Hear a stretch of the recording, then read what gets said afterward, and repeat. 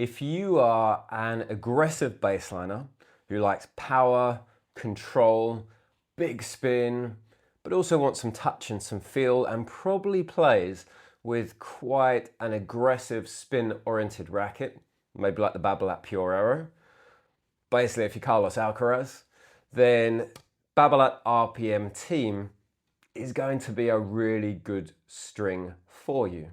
I tested it in my Technifiber T-Fight 300, and long story short, it is a great string. However, I do think you need to be pairing it with more of a spin-oriented frame, and I'll tell you the reasons why.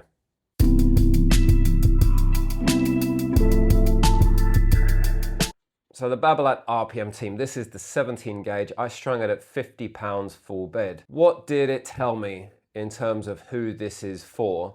Well, one of the standout things for me is this rewards you massively for putting a lot into the ball, hitting hard, aggressively, particularly from the baseline, while still retaining a really great amount of control. It's got a couple of really great characteristics there.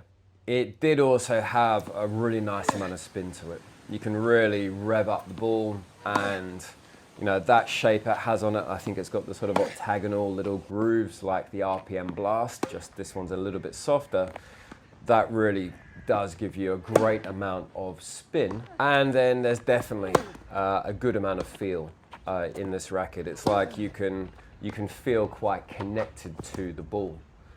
That said, I do believe there's one sort of key thing about it which tells me, and I was thinking about this, that I think you do need to be pairing it with more of a spin-oriented racket, like the Babolat Pure Arrow or like the Head Extreme MP. And the reason for that is quite simply that this string notches really quickly, and I get the sense that that great return of spin is going to diminish. So you almost feel like if you've got a racket like the Babolat Pure Arrow or the Head Extreme MP, which it's like you just hit the ball without much thought, and it just puts a massive amount of spin on the ball, you may not notice that diminishing spin quite as quickly as you would in a more control-oriented frame like the Technifiber T-Fight.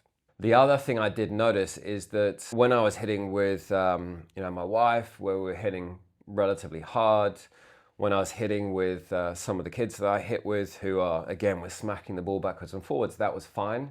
When I started hitting with my kids or just rallying from the service line to warm up or just playing gently, this really didn't like not swinging hard through the ball. It really demands that you really crunch through the ball. I mean, think how Alcaraz plays. Yes, he put in those great touch shots, but really, he's hitting the ball hard most of the time. That's what this really rewards.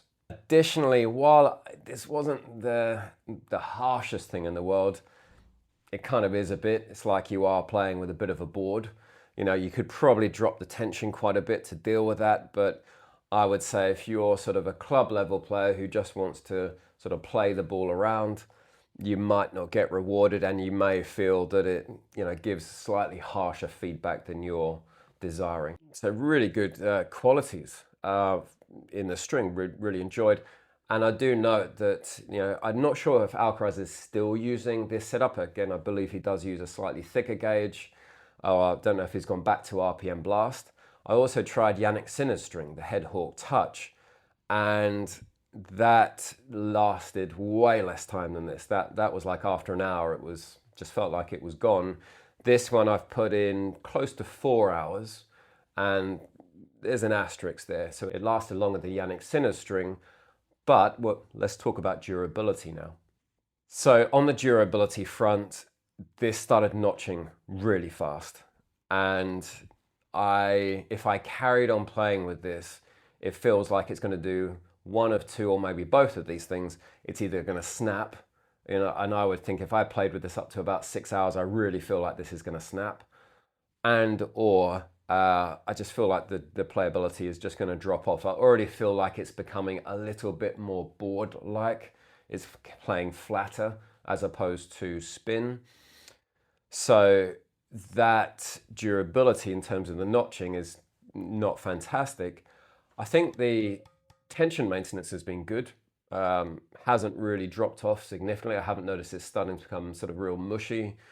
When I did hit with, I had head links tour with head hawk touch rough in the mains.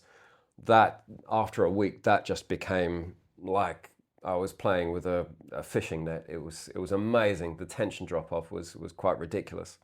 So this from the tension side is good, notching not so good. That said, I don't think I can carry on with this just because of that.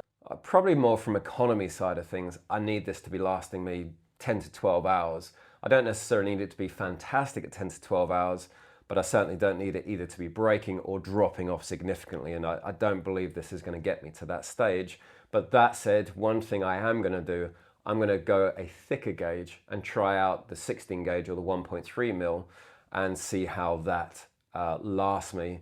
Maybe I'll have to drop the tension a bit there. I suspect that might do a little bit better on the durability front. But from the tension perspective, 50 pounds full bed, maybe I would drop the cross to 48, but I felt like actually that worked really well. I'm not sure I could drop it much further and still retain control. I mean, I'm already hitting right up to the baseline with great power. Not sure I could drop the tension that much. Just a quick word on cost. It's you can get a packet of this for around £12, get a reel of it for around 120. So that's a pretty good price, although again, actually maybe it's not if I'm having to replace this 4 to 6 hours. That actually makes it relatively expensive for the amount of time, for the amount of playing I'm going to get out of it. Whereas if I pay 150 for a reel and get 10 to 12 hours, then economically, obviously, that's much better.